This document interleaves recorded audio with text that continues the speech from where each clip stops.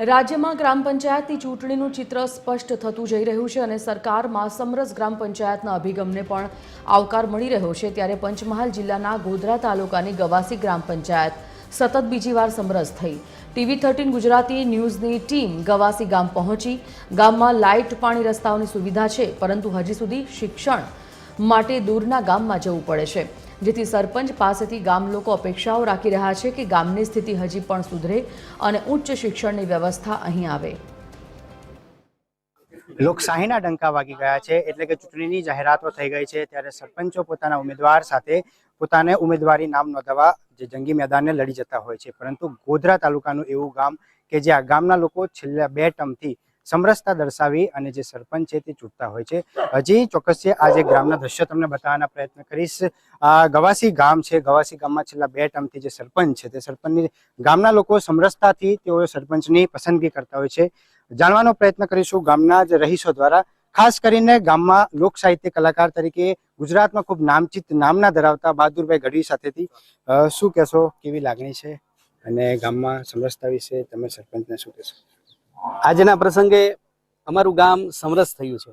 ગઈ ટર્મમાં પણ અમારું ગામ સમરસ હતું અને આ બીજી ટર્મમાં પણ અમારું ગામ સમરસ થયું છે। તે બદલ તમામ ગવાસી ગામના તમામ રહીશોને, તમામ માતાઓ, બહેનો, ભાઈઓ, યુવાનોને અને અમારું બાજુનું ગામ કડાકિયા ગામના તમામ નગરજનોને અમે હૃદયથી ખૂબ ખૂબ આભાર વ્યક્ત કરીએ છીએ કે સૌના સાથ, સૌના સહકારથી આજે અમારું ગામ સમરસ બન્યું છે, જેણે નોંધપાત્ર આ વિસ્તારમાં, આ તાલુકામાં એક અણમોલ દાખલો બેસાડ્યો છે, જે બદલ અમે બધા જ પ્રવીણભાઈ સરપંચને અભિનંદન પાઠવીએ છીએ। ગામની એકતા અને અખંડિતતાની જે જોડ છે તે અહીંયા દેખાઈ રહી છે। સીધા આપણે સરપંચ સાથેથી વાત કરીશું। પહેલા તો તમને ખૂબ ખૂબ અભિનંદન, સમરસ જાહેર થયા છો। પ્રજાના પ્રશ્નોને લઈને કેવી વાત આપશો, શું કહેશો? જય માતાજી। ગવાસી ગામ એ મારો એક નાનકડો નેહડો છે। અમારા 150 ઘર ચાણ સમાજના છે। બાજુમાં અમારા ક્ષત્રિય બારિયા સમાજ છે, એમના 50 ઘર છે।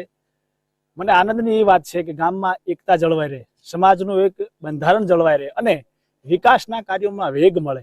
કારણ કે આપ સૌ જાણીએ છીએ કે સમરસ પંચાયત થાય, આ અમારી બીજી વખત સમરસ થાય છે। પહેલા અમે ગોલી ગ્રામ પંચાયતમાં હતા, 2016માં અલગ પાડી અને ગવાસી ગ્રામ પંચાયત અલગ થયું। ત્યારે પણ ગામના વડીલો એ યુવાનો ભેગા થઈ અને સમરસ સરપંચ કરેલો છું। આ વખતે ગામવાળાએ નક્કી કર્યું કે ભાઈ બીજાને મોકો આપો, એટલે આ ગામની એકતા દર્શાવે છે કે બધા જને મોકો આપી અને તમામને ગામની સેવા કરવાનો મોકો મળે।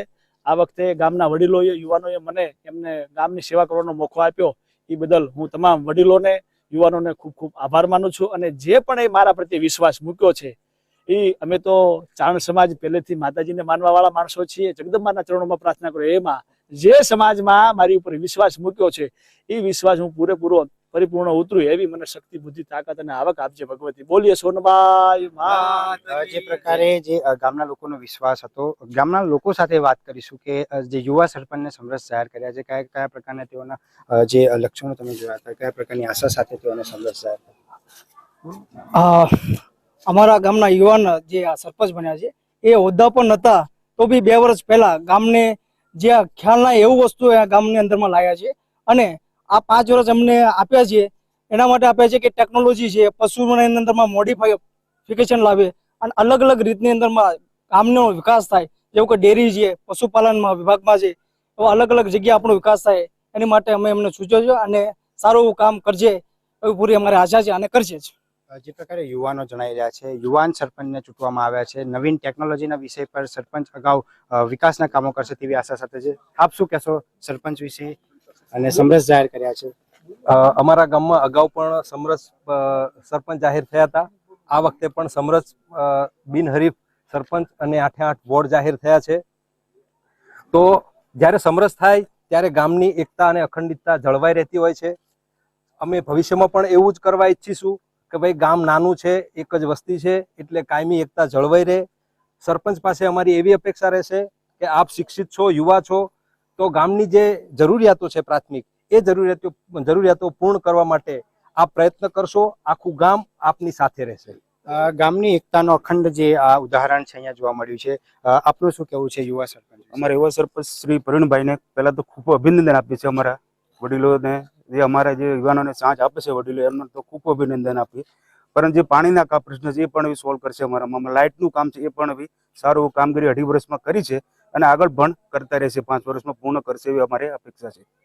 ચોક્કસથી તો જે પ્રકારે ગામના લોકો જણાવી રહ્યા છે, ગામના જે વિકાસના કાર્યો છે તે સમરસ જાહેર કરાયેલા જે યુવા સરપંચ છે તેઓ ચોક્કસપણે પૂર્ણ કરશે તેવી હૃદયપૂર્ણ પોતાની ઈચ્છા તેમજ આશા સાથે યુવા સરપંચને આજે જે ગવાસી ગામમાં છે તેઓએ ચૂની લીધા છે. પાર્થ પંચાલ, TV 13 ગુજરાતી.